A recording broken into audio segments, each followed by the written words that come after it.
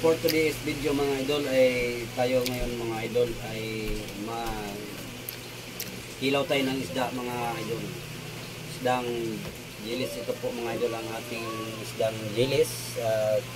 Ito po mga idol ang ating mga sangkap na gagamitin. Meron tayong pipino at meron luya. Ito ay sibuyas. Meron tayong kalamansi. Ito naman ay sili na labuyo. At ito yung gagamitin natin para dito sa ating kinilaw. Kaya tara mga idol, samahan nyo ako mga idol sa paggawa ng kinilaw. So ngayon mga idol, ito po ang unang gagawin natin mga idol. Babalatan natin ito.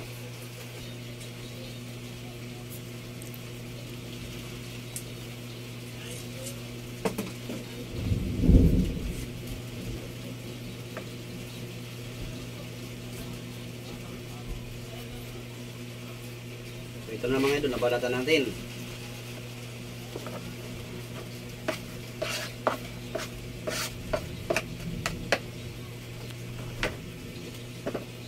Sunod na gagawin ito ang luya.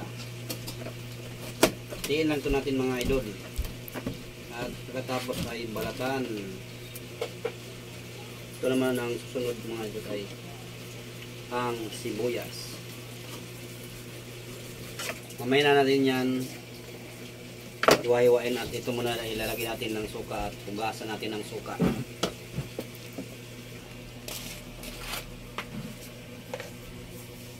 Ito yung asin to. Lagyan natin asin. Suka dato puti. At ito mga idol ay nahugasan ko na ito ng suka para matanggal yung lansa. Kaya tinang hiwa-hiwain itong hiwa-hiwain lang natin guys ng magit ang sibuyas.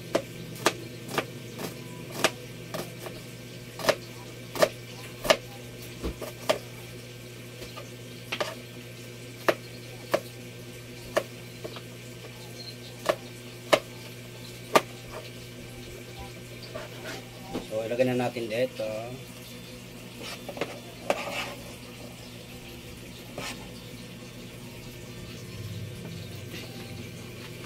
Load guys.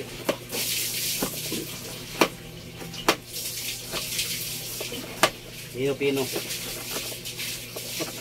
Tama lang, manipis lang.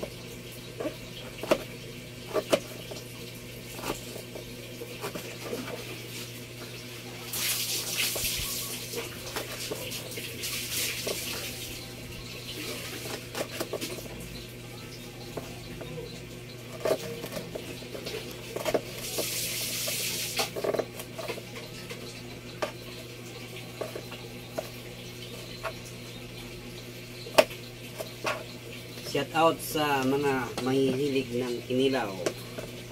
Yan, at ilagay na natin dito guys. At ang isunod dito ay ito na. Ito, kalamansi. Iwayway lang natin ito. Yan, iwayway lang natin na ilagay natin lahat.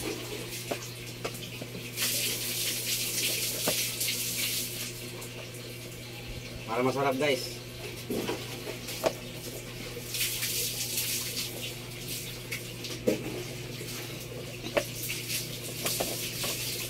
Dito na, ilagay na natin, higain natin. Higa. Kalamansi, para yummy. At ang isunod naman guys, kasan mugasan natin ito guys. Guys, maninipis. Yan, manipis ganyan lang guys.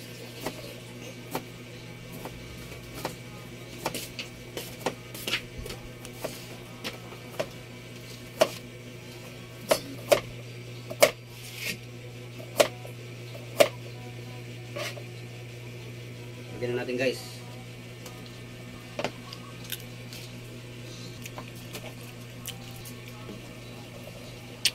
Iwan natin to guys.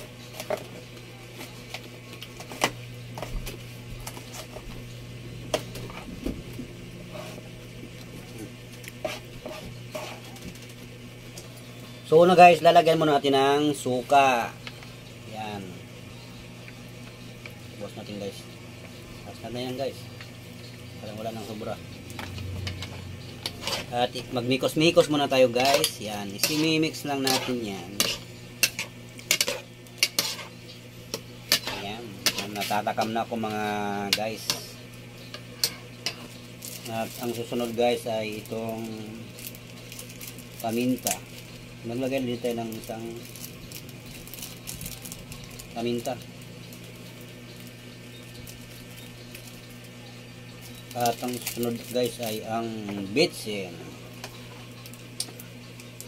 Huwag natin kalimutan maglagay ng bitsin mga idol. At yan, ito ang magpapasarap sa ating kinilaw.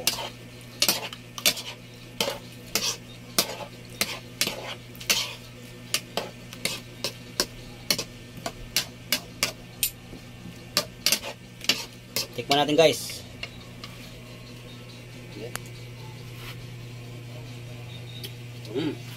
Dami guys. So guys, tapos na tayo gumawa ng kinilaw at ready na.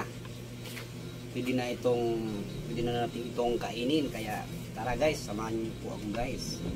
Kain na tayo.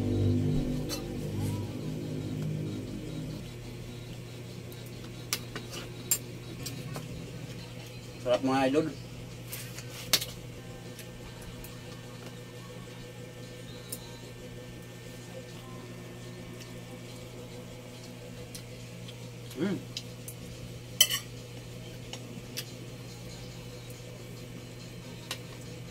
Sarap Lord.